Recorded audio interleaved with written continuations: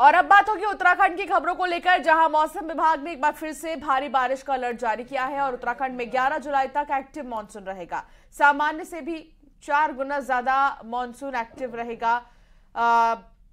इस बीच आपको बता दें कि ये तस्वीर टिहरी की है और टिहरी में ऋषिकेश श्रीनगर हाईवे पर गूलर के पास एक मैक्स गाड़ी गंगा नदी में जा गिरी और 5 लोगों को सुरक्षित निकाला गया है, तो 6 लोगों की तलाश जारी है और घायलों को अस्पताल में भर्ती किया गया है, जबकि मौके पर पहुंची एसडीआरएफ और पुलिस रेस्क्यू करने में लगातार जुटी हुई है। बताया यह भी जा रहा है कि गाड़ी में 11 लोग सवार थे और ये टिहरी का पूरा मामला है और टिहरी में गंगा नदी में बेकाबू मैक्स गाड़ी गिर गई, जिसके बाद 5 लोगों को हालांकि सुरक्षित निकाला गया है और इसमें कुछ लोगों की मौत भी हुई है। एम्बुलेंस मौके पर पहुंची और फिर एम्बुलेंस की मदद से तमाम घायलों को अस्पताल में भर्ती किया गया है।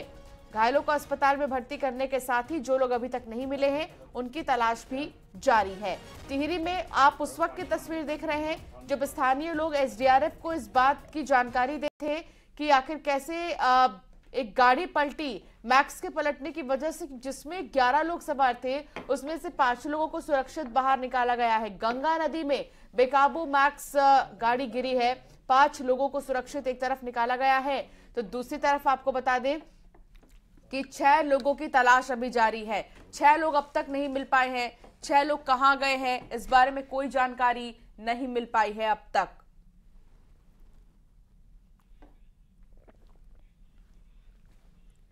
सौरभ सिंह हमारे संवाददाता हमारे साथ जुड़ गए हैं। सौरभ, टिहरी में जो यह हादसा हुआ इसमें 6 लोग अब तक नहीं मिल पाए हैं, अभी कोई जानकारी है 6 लोगों को लेकर? जी, मैं आपको बता दूं, टिहरी में करीब देर रात 3:30 बजे श्रीनगर से ऋषिकेश आ रही थी मैक्स गाड़ी, जिसमें 11 लोग सवार थे और NH 58 पर गूलर के पास बारिश के चलते पहाड़ी से पत्थर गिरने से यह नियंत्रित होकर गंगा नदी में जा गिरी, जिसके बाद स्थानीय लोगों द्वारा और जो वाहन चालक जा रहे थे उनके द्वारा पुलिस को सूचना दी गई।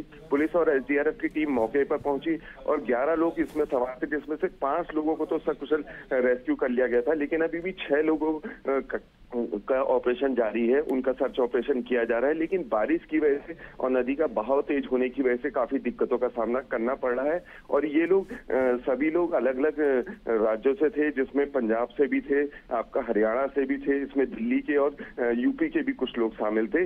लेकिन अभी तक जो 6 लोग हैं उनका पता नहीं चल पाया है, जिसके लिए SDRF की अलग 2 टीमें बनाकर और पुलिस की जो गोताखोर टीम है वो भी रेस्क्यू में जुटी हुई है। बहुत शुक्रिया जानकारी साझा करने के लिए सौरभ।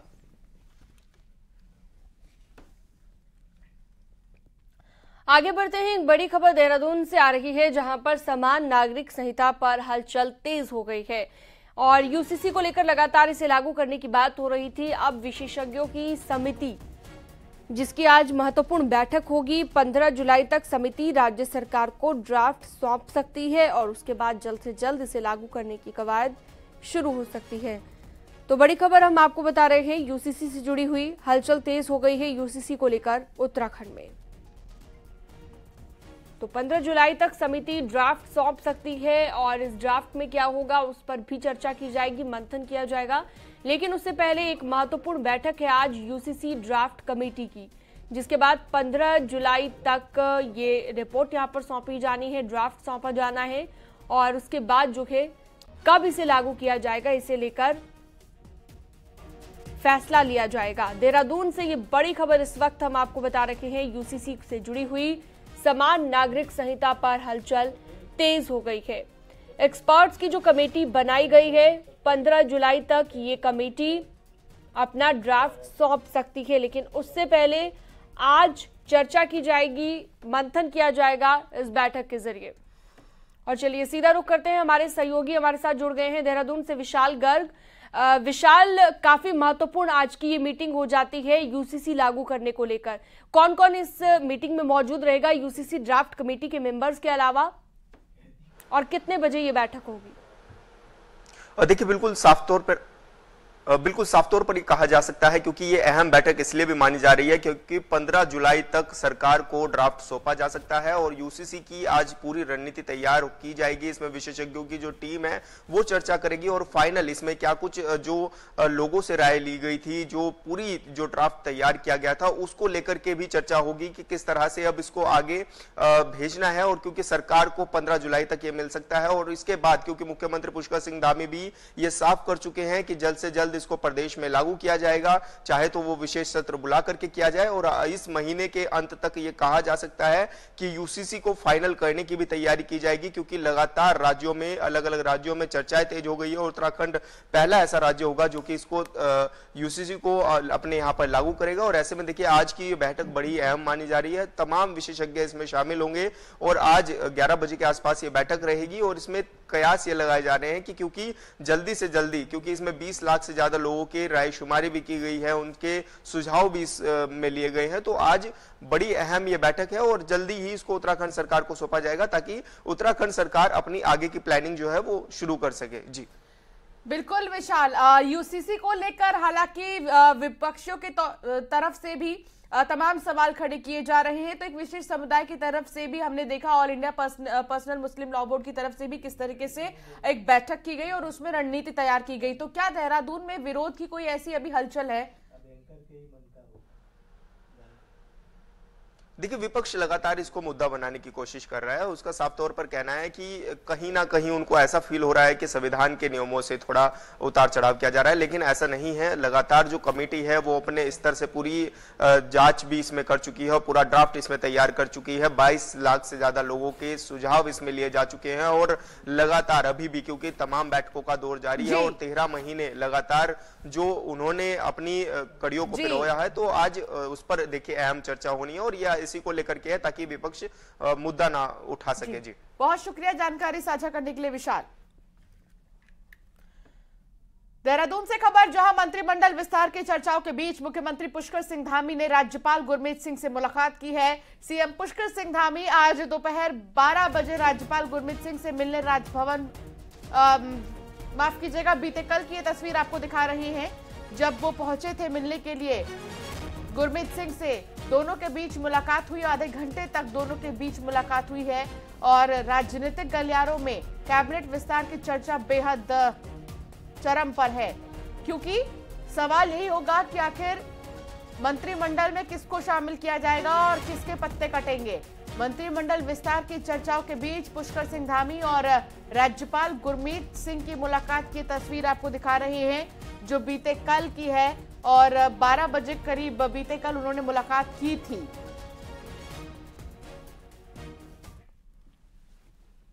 मंत्रिमंडल विस्तार की चर्चा को लेकर कांग्रेस के प्रदेश अध्यक्ष करण मारा का कहना है कि जिस तरह का माहौल है उससे लगता है कि कांग्रेस छोड़कर गए कुछ और लोगों के भाग्य खुलने वाले हैं।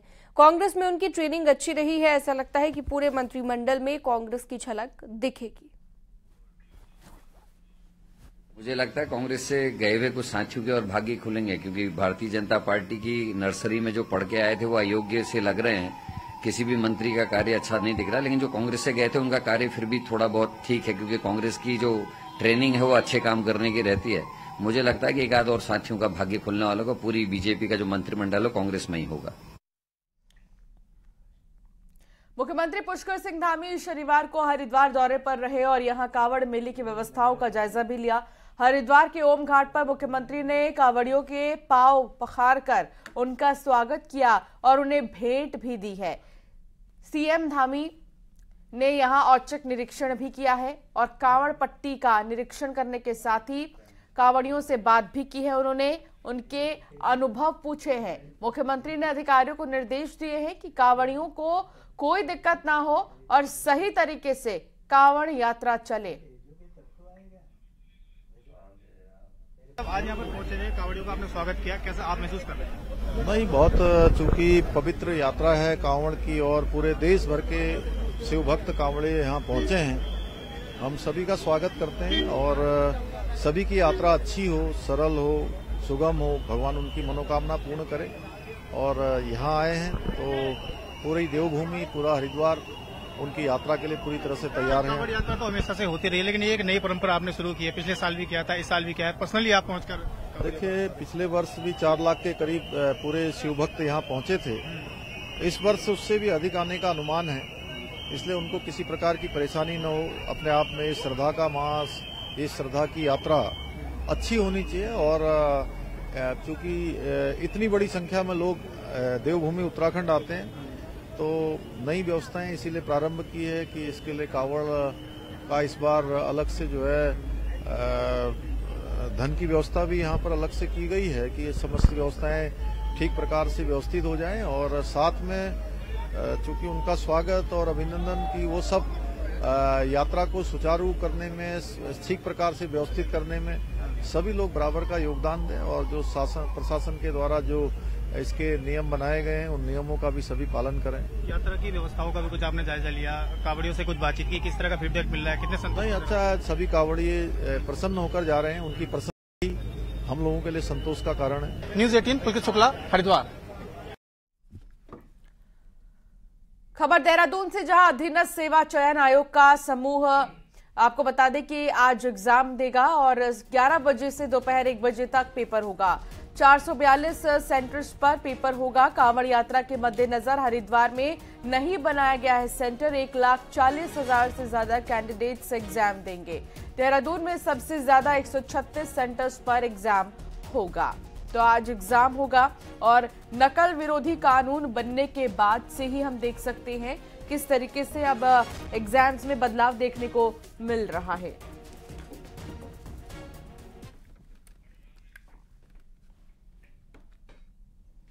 आगे बढ़ते हैं, बारिश की बात करते हैं। बारिश ने हल्द्वानी में एक बड़ी परेशानी खड़ी कर दी है। आने वाले वक्त में कई दिनों तक शहर से देश के अन्य हिस्सों की आवाजाही तक बंद हो सकती है। एक रिपोर्ट आपको इस पर दिखाते हैं। पहाड़ों की ये बारिश हल्द्वानी में गौला नदी का जलस्तर बढ़ा रही है। और तो और ये पानी अब कुमाऊं के सबसे पुराने रेलवे स्टेशन हल्द्वानी को भी अपनी जद में लेने लगा है। हालात ऐसे हो गए हैं कि रेलवे का एक ट्रैक किसी भी बड़ी बारिश में गौला नदी में समा जाएगा। स्थानीय सांसद और केंद्रीय राज्य मंत्री अजय भट्ट भी मान रहे हैं कि ट्रैक पर खतरा मंडरा रहा है। अभी मैंने यहाँ सरकार से पूछा तो उनके संज्ञान में है उसके आंगन बनाना, तैयारी करना, किस तरह से हल्द्वानी रेलवे स्टेशन को और लाल कुआं तक, मैंने अपने पत्र में लाल कुआं तक की बात भी लिखी है, किनारे किनारे करते जा रहे हैं पूरी तरह से।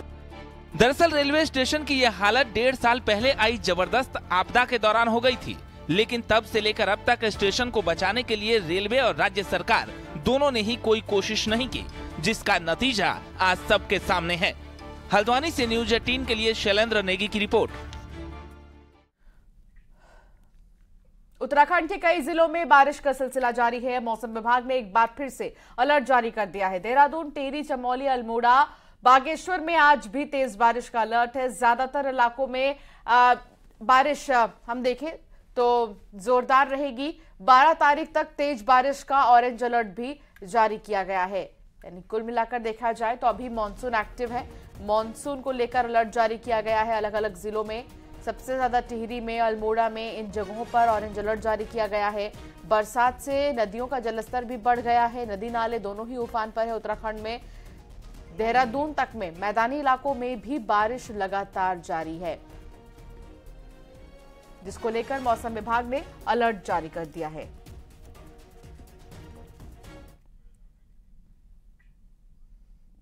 उत्तरकाशी में लगातार हल्की बारिश जारी है, जिसके चलते गंगोत्री हाईवे पर बंदरकोट के पास लगातार पहाड़ी से भूस्खलन हो रहा है। बार बार पहाड़ी से गिर रहे मलबे से यात्रियों को दिक्कत हो रही है। मलबा और पत्थर बार बार आने से हाईवे भी बाधित हो रहा है। हालांकि प्रशासन की टीम हाईवे को खोल रही है।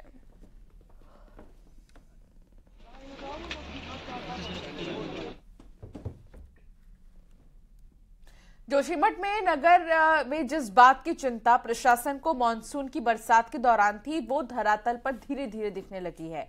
एक बार फिर से जोशीमठ के रविग्राम मोहल्ले में दरार पड़ने लगी है। दरारों के अंदर से बारिश का पानी कमरों में घुस गया है। बीते दिनों से लगातार क्षेत्र में बारिश हो रही है और जोशीमठ में जनवरी महीने में जो दरारें हल्की पड़ी थी वो धीरे धीरे बढ़ने लगी हैं। रविग्राम वार्ड में इसका सबसे ज्यादा असर देखने को मिल रहा है। हालांकि प्रशासन प्रभावित क्षेत्रों में नजर बनाए हुए है, लेकिन उसके बाद दरार बढ़ने से कहीं ना कहीं चिंता जरूर बढ़ गई है। इन घरों पे पहले एक्सेस फर्दर का जो बोर्ड लगा हुआ था, आज वो असुरक्षित की श्रेणी में पहुंच चुके हैं। मतलब देख के लगता है कि इन भवनों को भी बहुत जल्द खाली करवाना आवश्यक है और इन लोगों का मुआवजा जल्द से जल्द दिया जाना आवश्यक है। कान है सबका वो है, किसी ने कोई एक्शन नहीं लिया कि ये यहाँ फट रहा हो रहा। आजकल बहुत ज्यादा हो गए हैं, बहुत ज्यादा बरसात का पानी अंदर आ रहा। बरसात के कारण कई घर जिनमें दरारें आ गई थी या कई क्षेत्र जो असुरक्षित हो गए थे, वहां पर हमारे द्वारा निरंतर निगरानी रखी जा रही है। अभी कुछ ही दिन पूर्व हमारे पास एक सूचना मिली थी कि सुनील वार्ड में एक जो है जमीन में एक गड्ढा पड़ गया है। देहरादून की डालनवाला में 31 साल की युवती ने फांसी लगाकर आत्महत्या कर ली। रीना की शादी 3 साल पहले पंकज से हुई थी, जो नगर निगम देहरादून में 4th क्लास में तैनात है। रीना के भाई की शिकायत पर कोतवाली डालनवाला में मुकदमा दर्ज हुआ, जिसमें रीना के ससुराल पर दहेज के साथ मारपीट करने का आरोप लगाया गया है। साथ ही रीना के पति पंकज पर अवैध संबंधों का भी आरोप लगाया है। पीड़ित पक्ष का कहना है कि पंकज 20 लाख रुपए की डिमांड कर रहा था, प्रॉपर्टी में भी हिस्सेदारी मांग रहा था। नहीं मांगता था, क्या बोलते हैं दुकान में हिस्सा लेके आ, घर उसके हिसाब से प्रताड़ित करती थी कि क्या बोलते तू अपने घर से दहेज में थोड़ा लेके आ रखी, अपना घर ही है जो तेरे को घर ही है। तो अभी सब फरार है। हाँ जी, अभी सब फरार है। रिन्नी का नाम रिन्नी वर्मा, 2019 में शादी हुई थी 27 जून को। 4 साल की शादी में एक लड़की को तो शुरू से ही परेशान करते थे मेरी लड़की को, लेकिन फिर भी लड़की कहती थी नहीं पापा एडजस्ट कर लूंगी, एडजस्ट कर लूंगी। देहरादून पुलिस ने एक ऐसे गिरोह का भांडाफोड़ किया है जिसके तार रोजाना मजदूरी करने वालों से लेकर इंटरनेशनल साइबर ठगी करने वालों तक जुड़े हैं। इस अजब गजब ऑपरेशन का तरीका भी अलग है। देखिए रिपोर्ट।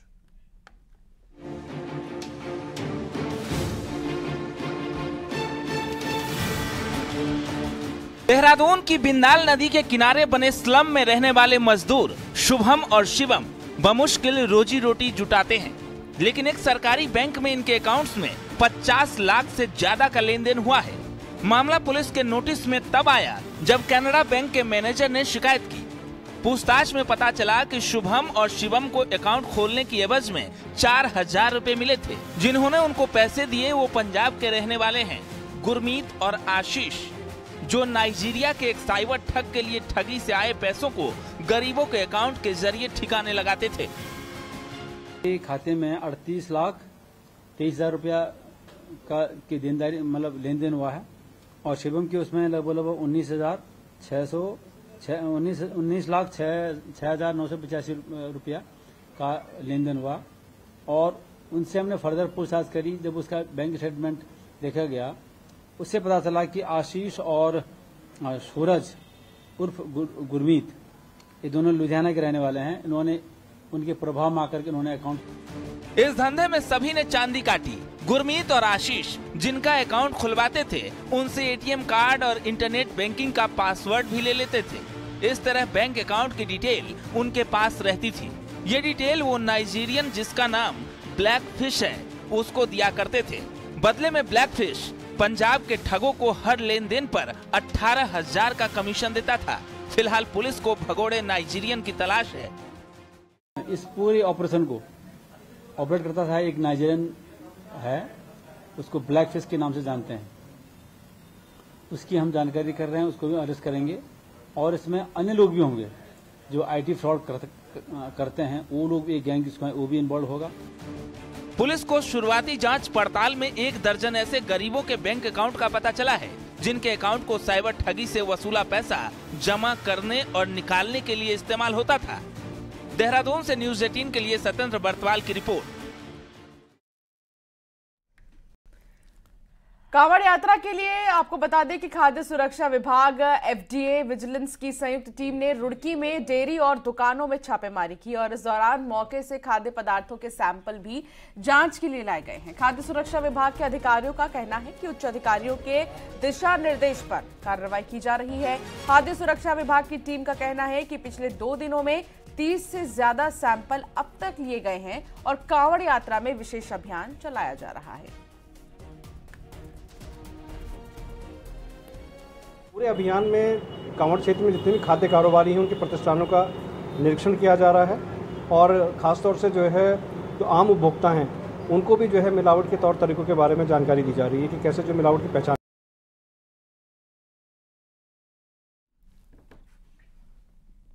चलिए आगे बढ़ते हैं। रुड़की में मगरमच्छ दिखने से लोगों में दहशत फैल गई। पिरान कलियर के धनौरी का यह मामला है जहां पर मगरमच्छ आ गया, जिसके बाद लोगों ने वन विभाग को इसकी सूचना दी। वन विभाग की टीम ने मगरमच्छ का रेस्क्यू किया और वन विभाग ने मगरमच्छ को बाणगंगा में छोड़ा, जिसके बाद लोगों ने राहत की सांस ली।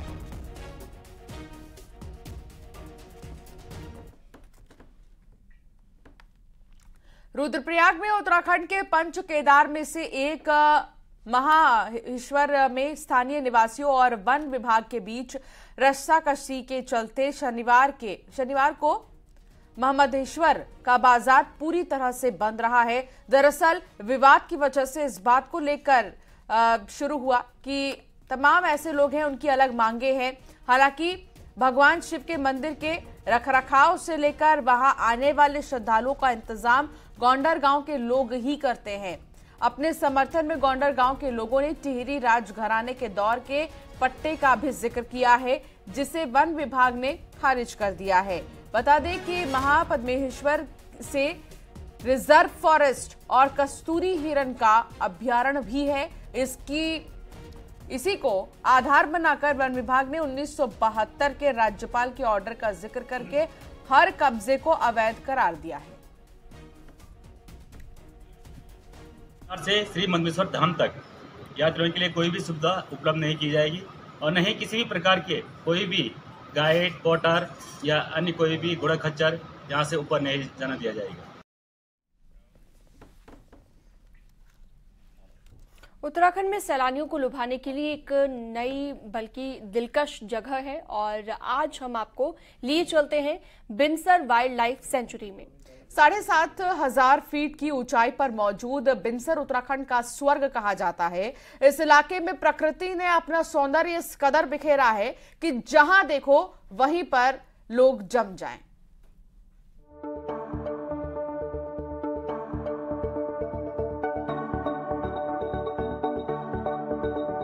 अल्मोड़ा से 30 किलोमीटर दूर मौजूद बिनसर शांति की चाह रखने वालों के लिए स्वर्ग है। शांत वादियों में फैली बिनसर सेंचुरी में 200 से ज्यादा प्रजातियों के पेड़ मौजूद हैं। इस इलाके के महत्व को देखते हुए 1988 में इसे सेंचुरी में तब्दील किया गया था। 45 वर्ग किलोमीटर में फैली बिनसर सेंचुरी में दर्जनों दुर्लभ जानवर और पक्षी मौजूद हैं। इस इलाके में हिमालय के साक्षात दर्शन भी होते हैं। चौखंबा, नंदा देवी, नंदा कोट और केदारनाथ के यहाँ से दिखने वाले नजारे दिल को छू जाते हैं। बिनसर की पहचान भीड़-भाड़ वाले पर्यटन केंद्रों से एकदम अलग है। सुंदर जगह है, उत्तराखंड की सबसे ऊंचाई वाली और सुंदर जगह में आता है। बिनसर अपने आप में प्राकृतिक जनजीवों के लिए बड़ा प्रसिद्ध है। तो बच्चों के साथ, फैमिली के साथ आए हैं हम लोग। मैं बिनसर इज द कि ये हेवन है और एकदम पीसफुल। हम अपनी जो एनसीआर की भागदौड़ की लाइफ है उससे यहाँ टाइम स्पेंड करने के लिए आए हैं, डिटॉक्स होने के लिए, और यहाँ आके एकदम पीसफुल लगता है। और ये जो वाइल्ड लाइफ सेंचुरी और 0 पॉइंट है ना, एकदम मस्त है। यहाँ बहुत अच्छा लग रहा है, बिल्कुल इतनी ठंडी हवा। इस टाइम तो मौसम बहुत अच्छा है, दिन में थोड़ा सा लगता है गर्मी है, बट गर्मी में भी जो हवा चल रही है ना, इतना अच्छा फील करा रही है।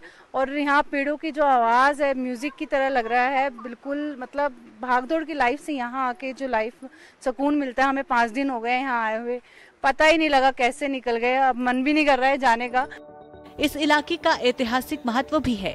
बिनसर में स्वामी विवेकानंद भी पहुंचे थे। 1897 में स्वामी विवेकानंद ने इन्हीं वादियों के बीच 3 दिन गुजारे थे। बिनसर की ऐतिहासिकता को 4 चांद लगाता है ब्रिटिश हुकूमत में बना ये डाक बंगला। 1902 में बना ये डाक बंगला अपनी सुंदरता से हर किसी को अपनी तरफ आकर्षित करता है। समय के साथ बिनसर सैलानी की पहली पसंद बनता जा रहा है। आलम यह है कि हर साल यहाँ सैलानियों की संख्या में भारी इजाफा हो रहा है। काफ़ी अच्छा फ्लो है, काफ़ी टूरिस्ट आ रहे हैं और बल्कि हमारा तो ये बाहर पूरा हाईवे हो जा रहा है, जाम लग जा रहा है, दिन में 4-4 5 बार खोलना पड़ रहा है और टूरिस्ट अच्छा आ रहा है अभी और उम्मीद है कि आगे इस पूरे महीने में अच्छा टूरिस्ट चलेगा। इस इलाके में सैलानियों के लिए कई बेहतरीन गेस्ट हाउस हैं। कुमाऊं मंडल विकास निगम ने भी खुद का टूरिस्ट रेस्ट हाउस बनाया है, लेकिन सभी की चाह कम से कम एक रात अंग्रेजों के बनाए डाक बंगले में गुजारने की होती है। घने जंगलों के बीच मौजूद बिनसर का महत्व पर्यटन के लिए तो है ही, साथ ही वाइल्ड लाइफ के लिए भी ये जाना जाता है। अल्मोड़ा से किशन जोशी के साथ विजय वर्धन उप्रेती की रिपोर्ट।